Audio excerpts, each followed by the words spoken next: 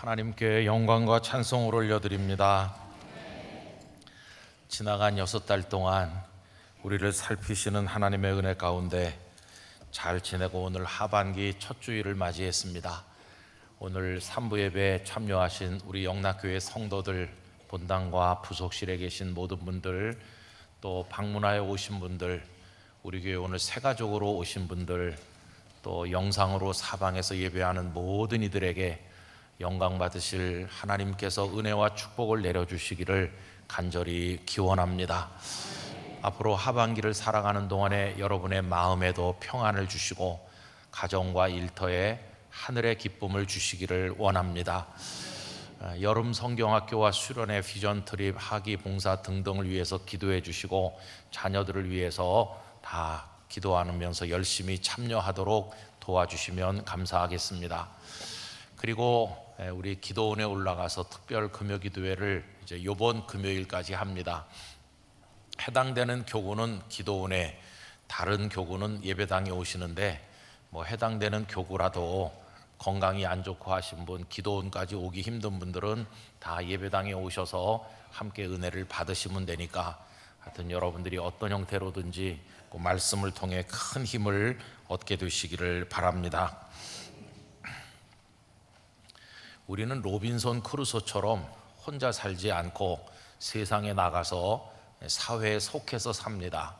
그러니까 그 세상에서 살려면 내가 어떤 사람인지를 다른 이들에게 이렇게 알리고 교제를 해야 됩니다. 그래서 처음 만나는 이와 이제 인사를 할 때는 주로 명함을 많이 주기도 하고 받기도 하죠. 그런데 이 명함이라고 하는 것은 한계가 있습니다. 그 사람의 피상적인 모습을 아주 조금 알려줄 뿐이고 그가 진짜 어떤 사람인지는 이 명함은 알려주지를 못합니다. 또 명함의 한계는 지나친 자기 과시하는 마음이 그 속에 담길 수도 있으니까 조금은 마음이 불편할 수도 있는 게 명함이라고 생각합니다. 근데 여러분, 그런 건 중요한 건 아니죠. 정말 우리 인생에 중요한 건 따로 있어요. 뭐냐 하면 실전에 진짜 실력이 있어야 된다는 겁니다. 전에도 말씀드린 기억이 있는데 오래전에 남미에 있는 페루에 갔었습니다. 그래서 쿠스코를 방문하게 되었는데 이 쿠스코라고 하는 고대 도시는 해발 3,400m 높이에 있습니다. 리마에서 비행기를 타고 쿠스코로 가는데 저와 동행하신 천안에서 목회하시는 목사님께서 제 걱정을 많이 하셨어요. 목사님은 방위 출신이라면서요. 그 쿠스코에 가면 고산병 증세가 나타나는데 목사님 미리 배 타기 전에 멀미약 먹는 것처럼 고산병 대비하는 약을 드셔야 됩니다. 그래서 내가 목사님은요? 그랬더니 저는 육군 대위 출신이고 헬기 조종사 출신이기 때문에 높은 데 많이 올라갔었기 때문에 괜찮다고. 하여튼 전부 다 그 미리 대비하는 약을 먹고 약간 긴장하는 마음으로 비행기를 탔는데 드디어 쿠스코 공항에 도착을 했습니다. 근데 여러분 어떤 일이 벌어졌냐 하면 그 헬기 조종사 대위 출신 목사님 잘 서지도 못하고 바로 호텔방에 가서 들어 누웠습니다. 근데 뜻밖의 저는 멀쩡하고 음식도 더 맛있고 얼마나 쿠스코 거리도 잘 구경하고 그 다음날 마추픽추도 잘 갔어요. 그 마추픽추가 쿠스코를 통해서 가는데 이 조종사 출신 목사님은 마추픽추에 아예 그 다음날 가지도 못했어요. 그래서 왜 대한민국 방위가 위대한지를 제가 알게 됐어요. 흔히 말하잖아요. 소위, 중위, 대위, 방위 이렇게. 아니 명함에 대위 출신이라고 써 있으면 뭐합니까? 잘 서지도 못하는데. 그러니까 실전에 강해야 되는 거죠. 여러분들이 성도들도 인생을 살고 믿음 생활하는데 여러분 영적 전쟁터에서 승리하시기 바라요. 그게 진짜 실력이 있어야 되는 겁니다. 우리가 나가 살면서 이렇게 사람들 앞에 우리를 보일 때 야, 저 사람 진짜 실력 있는 사람이야.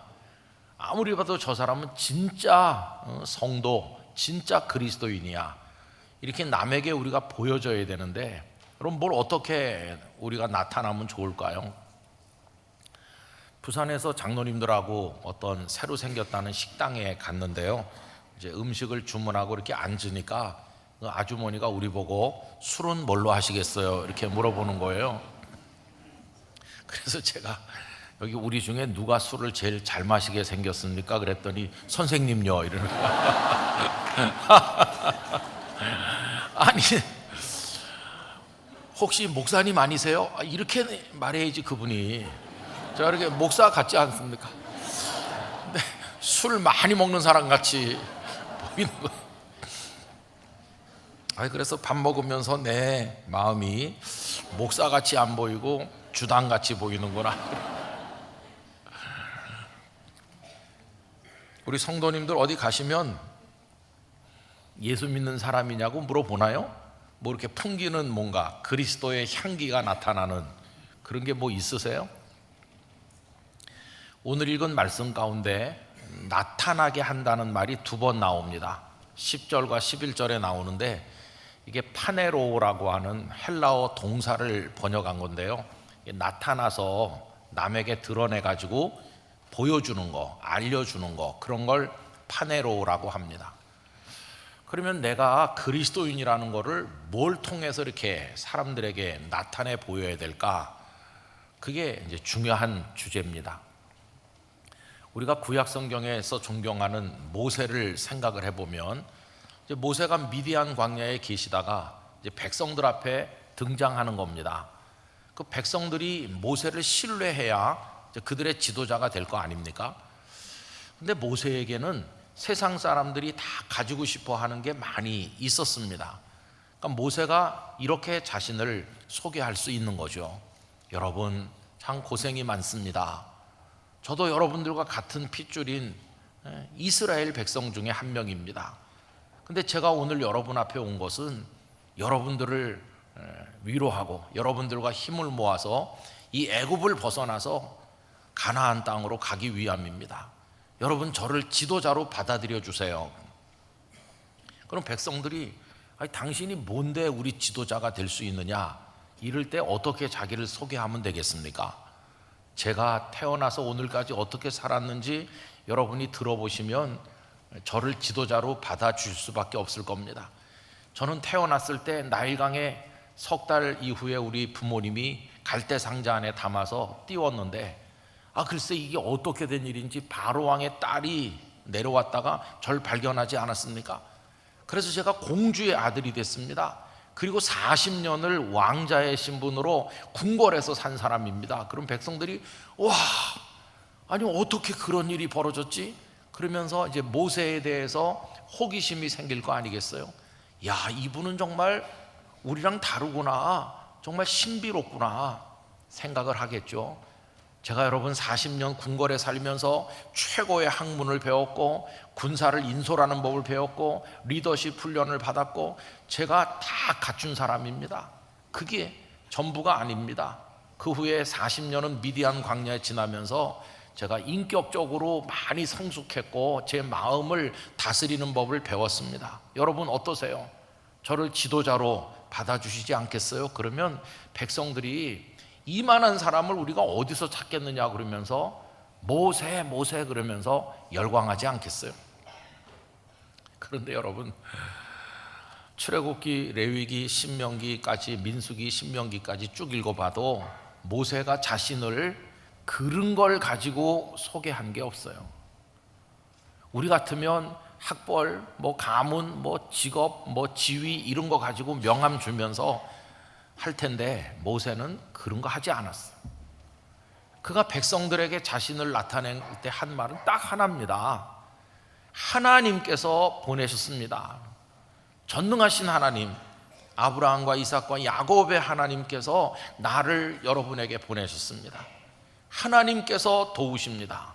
그러면서 모세가 하는 모든 말씀이 다 이루어지는데 10가지 재앙이 차례차례 애굽 땅에 임하면서 그가 정말 하나님이 쓰시는 사람이라는 거, 하나님께서 그와 함께 하고 계시다는 게 드러나는 거예요.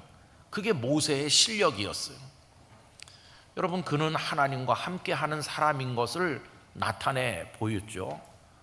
그가 시내산에 올라가서 하나님의 말씀을 받기 위해서 오랫동안 머물다가 산에서 내려올 때 그 얼굴에 광채가 쫙 나니까 백성들이 두려워했는데, 성경에 보면 그 광채가 어디서 나는 거냐, 분명히 말씀하기를 여호와와 말씀하였으므로 인하여 얼굴에 광채가 나나 모세는 알지 못하였다, 이렇게 나와요. 그 광채가 하나님과 함께 있으면서 하나님과 말씀을 나눈 결과로 배어서 나타나는 거예요.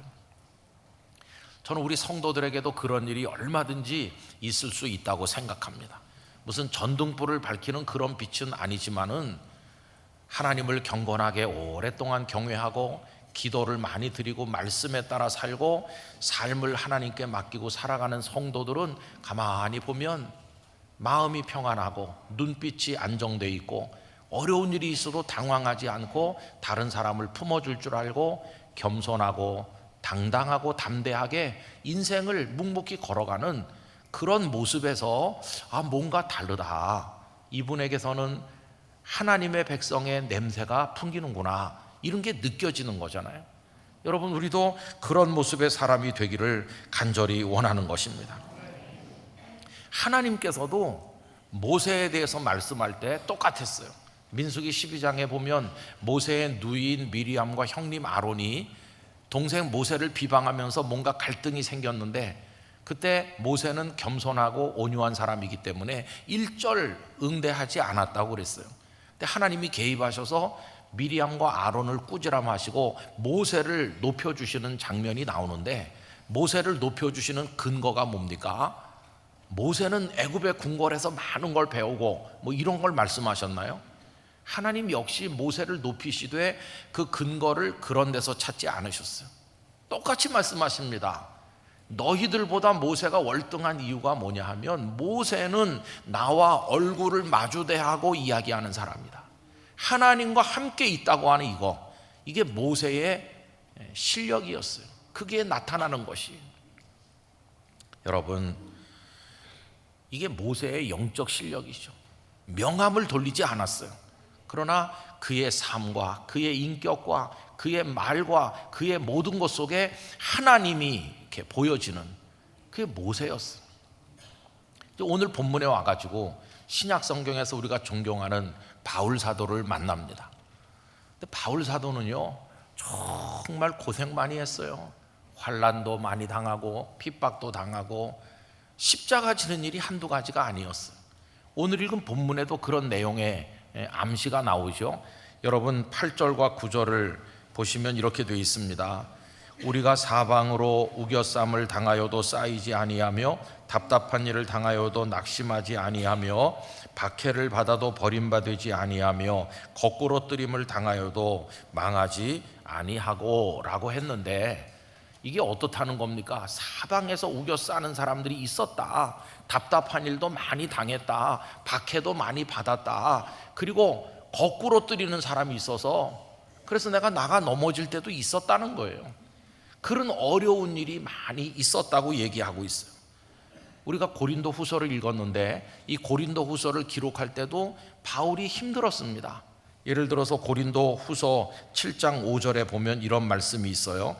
우리가 마게도냐에 이르렀을 때에도 우리 육체가 편하지 못하였다. 육체, 바울의 육신이 아프고 뭔가 불편하고 육체적으로도 연약한 거예요. 또 그 다음에 보면 사방으로 환난을 당한다.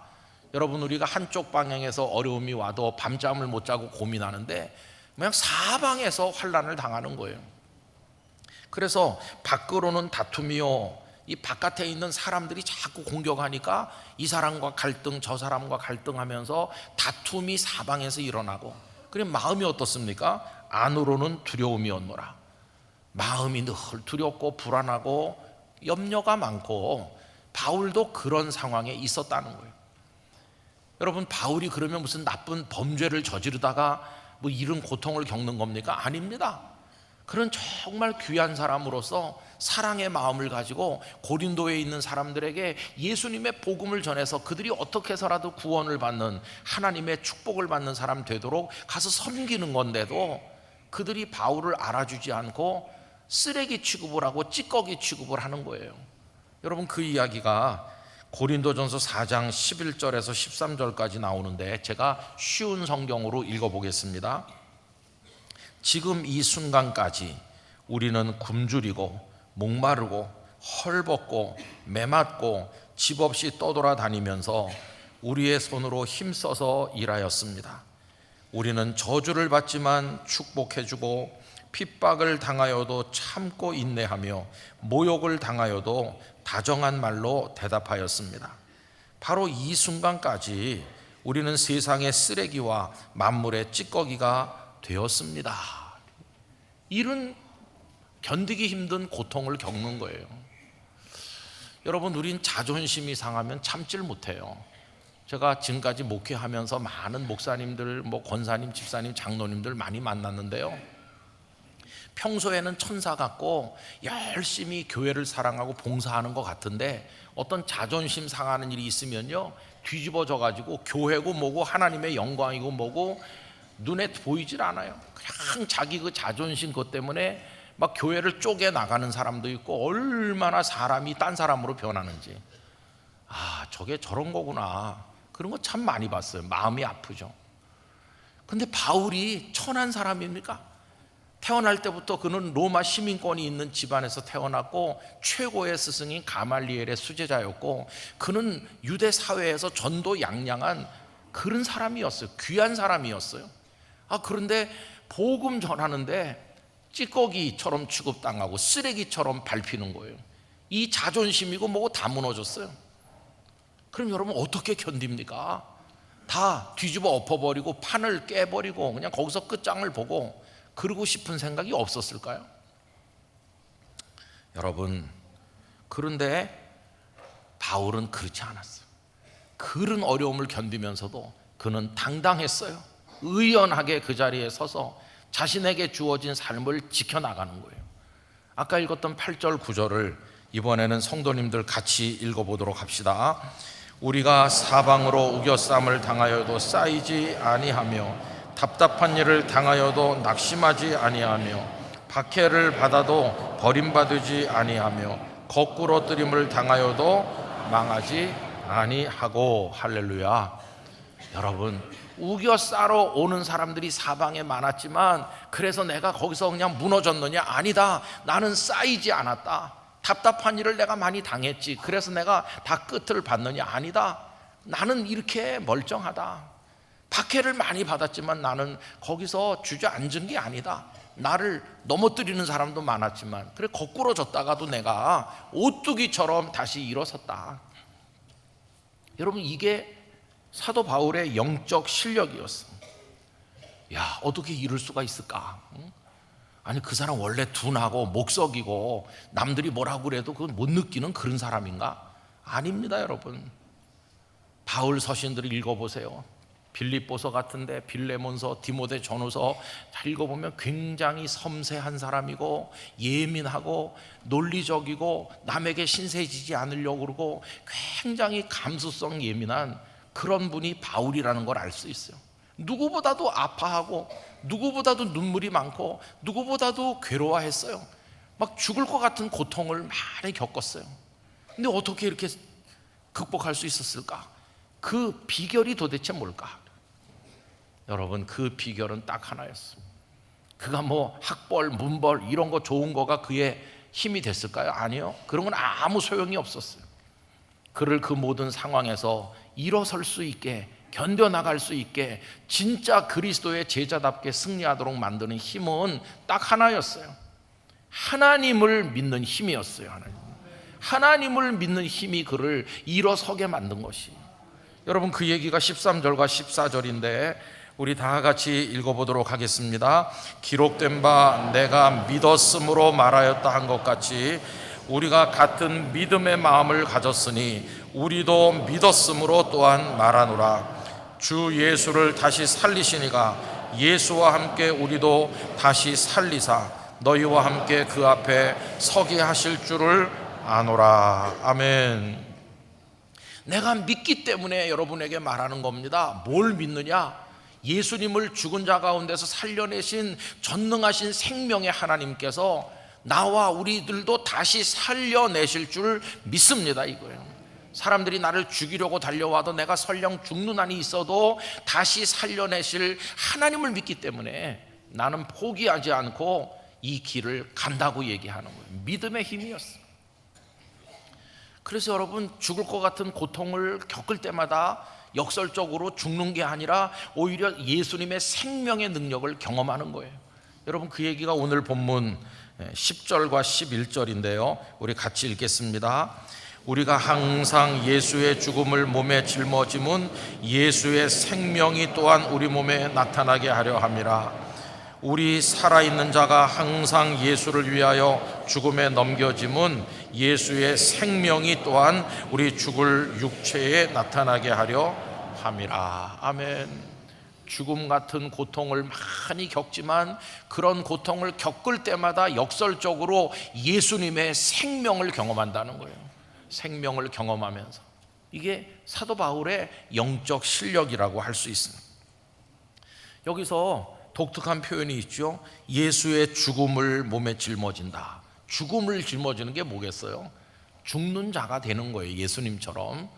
근데 여기 바울 사도가 죽음이라는 걸 얘기할 때 쓰는 단어들이 몇 개 있는데 평소에는 타나토스라는 단어를 많이 쓰거든요. 근데 여기 오늘 본문에서는 네크로시스라는 단어를 쓰고 있어요.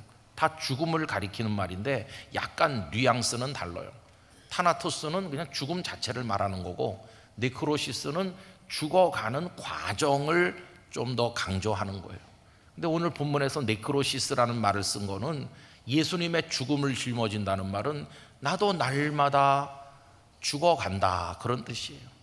그래서 바울은 이렇게 말씀한 적이 있죠. 나는 날마다 죽노라. 오늘도 내일도 죽음 같은 고통과 환난과 핍박이 오지만 매일같이 십자가를 지고 날마다 죽는 심정으로 살아가고 있습니다. 내 앞에 가신 예수님의 그 뒤를 따라가고 있습니다. 이렇게 얘기하는 거예요. 여러분, 성도의 삶의 특징은 십자가와 부활로 특징 지어지는 것이라고 생각합니다. 근데 그거를 매일같이 죽어가는 사람처럼 감당하면서 살고 있는데, 그럴 때마다 예수님의 생명의 능력도 매일같이 경험하고 있다, 그렇게 얘기하는 거예요. 성도 여러분, 우리가 그리스도인이라는 걸 나타내는 표지가 뭐가 있을까요? 예배 드리러 오는 거, 또 성경을 가지고 다니고 읽는 거, 뭐 기도를 하는 거, 남을 좀 돕고 봉사하는 거, 이런 게 다 우리가 기독교인임을 나타내는 표지가 될 수는 있지만, 진짜 표지는 뭐냐 하면 어렵고 힘든 인생, 위기가 많은 삶을 살지만 어디 가서나 그리스도의 향기를 나타내면서 승리하는 거, 그게 진정한 그리스도인의 표지가 돼야 된다고 믿습니다. 여러분, 그런 분들 되시기를 축원하는 것입니다. 지나간 주간 월요일부터 목요일 저녁까지 강원도 영월, 거기서 영월군 기독교 연합회 집회가 1회로 열렸어요. 총 7번 모이는데 5명의 목사님들이 가셔서 1시간, 2시간씩 말씀을 전해 주셨어요. 저는 월요일과 화요일 저녁 시간을 맡아서 말씀을 전했습니다. 근데 첫날 저녁 시작하는 날인데 어떤 목사님이 거기 오신 거예요. 그러면서 반갑게 인사를 하는데 처음엔 금방 생각이 안 났어요. 제가 부산에서 이렇게 해서 그때서야 기억이 떠올랐어요. 근데 어떻게 영월에 와서 계세요? 그랬더니 여기 온 지가 15년 됐어요.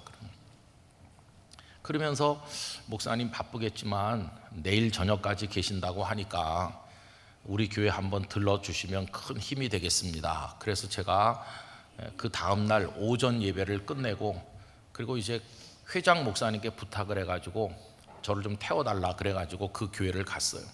그 목사님은 순복음교회 이제 목사님이신데요. 근데 영월 읍내에 교회가 있는 줄 알았더니 그게 아니고 막 산으로 계속 올라가는 거예요. 아니, 거기 동네가 있습니까? 사람이 삽니까? 사람 안 살아요. 그러면서 계속 올라가는 거예요. 그래서 해발 400m 되는 데까지 올라가고, 진짜 인가가 한 집도 없는 그냥 산 속에 경사가 가파른 곳에 그 교회가 덩그러니 있는 거예요. 그래서 이렇게 가보니까 교회도 있고 옆에 살림집도 붙어 있고 그래요. 그래서 이제 목사님 네 분을 만났어요. 그래서 사연을 듣는 거예요. 비가 그 시간에 굉장히 많이 쏟아지는 시간이었는데 저는 거기 가서 참 신선한 감동을 많이 받고 왔어요. 그 목사님 네 분이 말씀하는 사연은 이거였어요. 15년 전까지 부산에서 잘 목회하고 지나고 있었는데 이 사모님이 40대밖에 안 됐는데 말기 암이 된 거예요.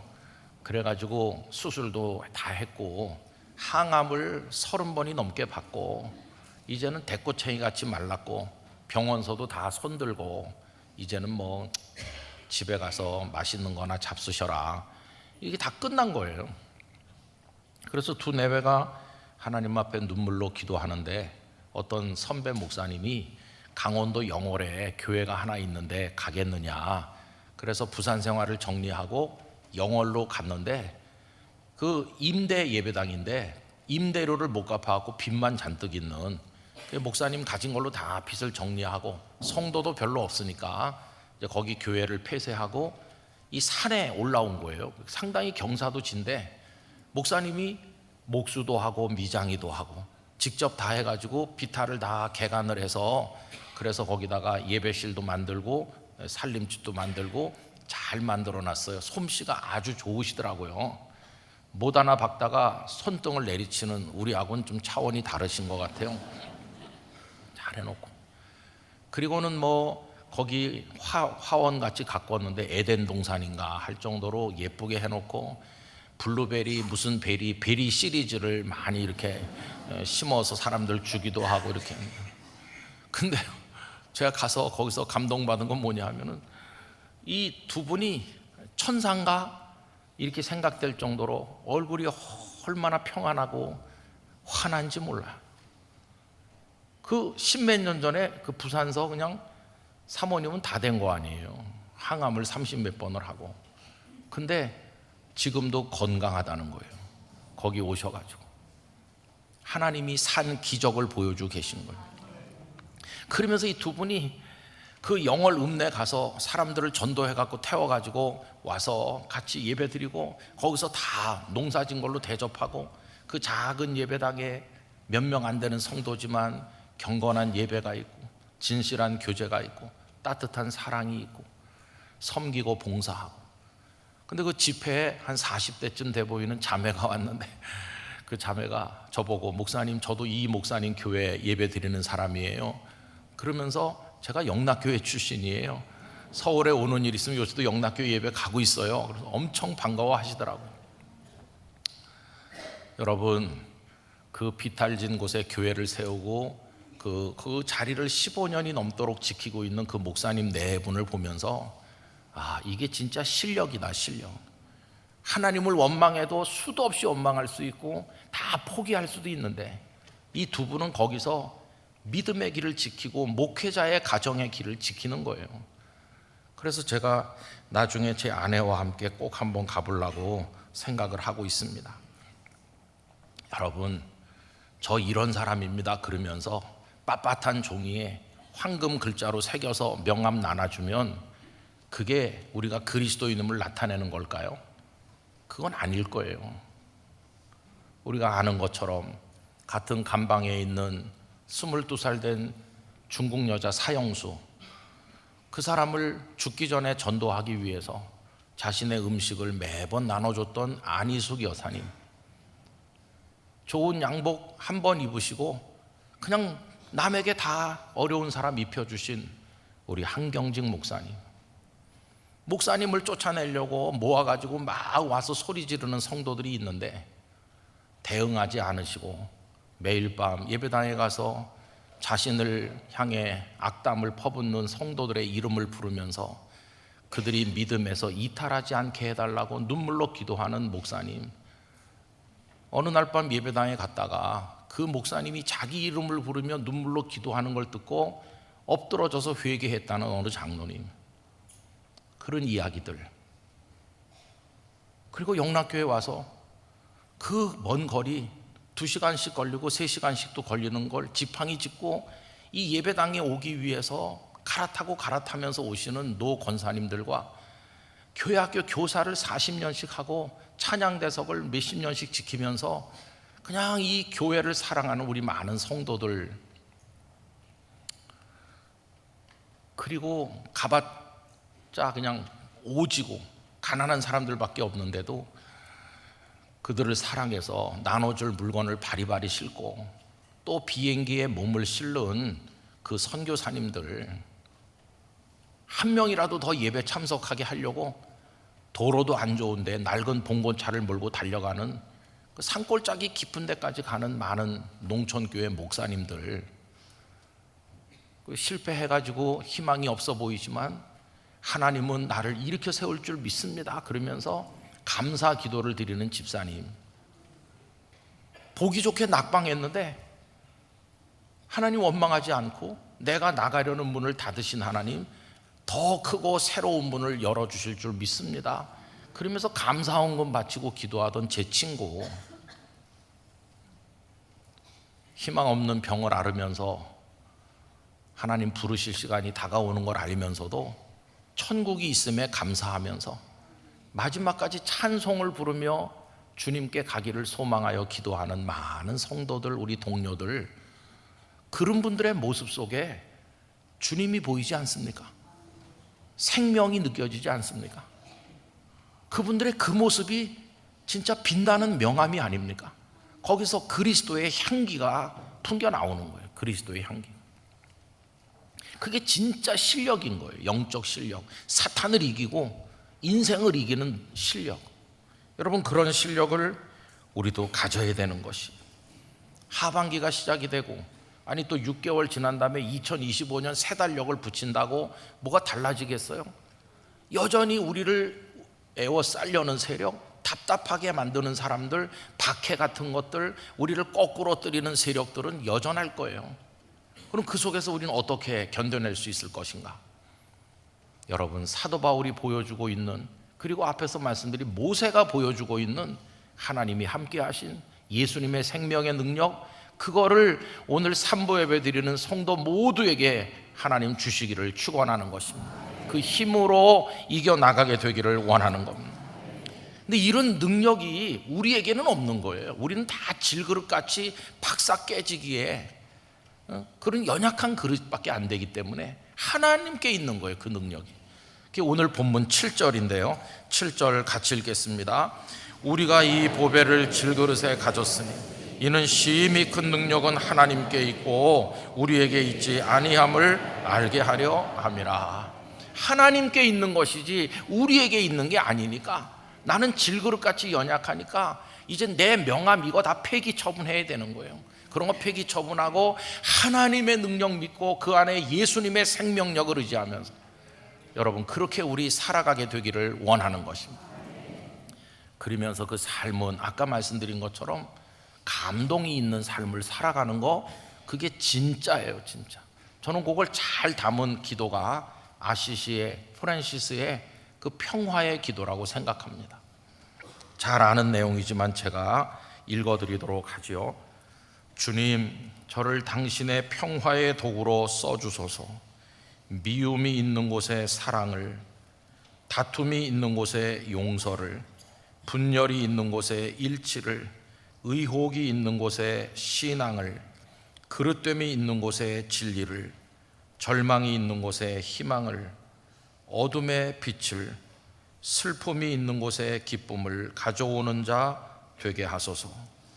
위로받기보다는 위로하고 이해받기보다는 이해하며 사랑받기보다는 사랑하게 하여 주소서. 우리는 줌으로써 받고 용서함으로써 용서받으며 자기를 버리고 죽음으로써 영생을 얻기 때문입니다. 이런 기도 속에 녹아있는 삶의 모습이 예수님이 사신 삶이고 우리가 배워야 될 삶이고, 이렇게 살아가는 게 진짜 능력이고, 그때 그게 우리의 명함이 되어서 아하, 예수님의 사람이구나, 이게 나타나게 되는 것이에요. 여러분, 그런 모습으로 우리의 남은 생애를 살아갈 수 있기를 간절히 축원합니다. 기도하겠습니다. 아버지 하나님, 우리가 우리 자신을 자랑하는 인간적인 명함을 손에 많이 들고 있는데 이젠 그거 버리게 하시고 하나님을 의지하고 예수님의 생명의 능력으로 우리가 참 그리스도의 사람임을 드러낼 수 있고 진한 향기를 풍기게 하여 주옵소서. 고난 중에도 기뻐하는 그리스도인으로 살게 하여 주옵소서. 예수님 이름으로 기도하옵나이다. 아멘.